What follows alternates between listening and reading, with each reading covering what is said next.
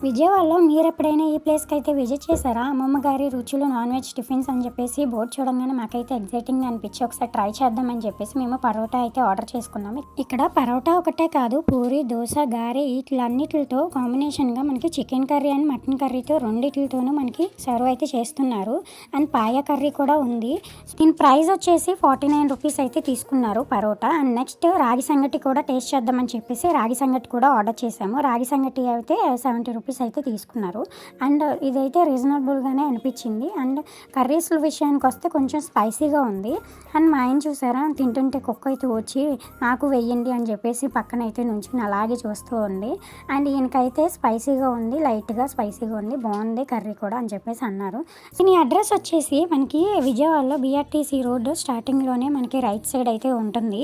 అమ్మమ్మ గారి రుచులు నాన్ వెజ్ అని చెప్పేసి ఒకసారి చూడండి. చూస్తే కనుక తప్పకుండా ఒకసారి ట్రై చేయండి. మీరు ఎప్పుడైనా ఈ ప్లేస్కి విజిట్ అయ్యి ఉంటే నాకైతే కామెంట్లో అయితే తెలియచేయండి. ఇంకా మరిన్ని వీడియోస్ కోసం సబ్స్క్రైబ్ చేసుకోండి.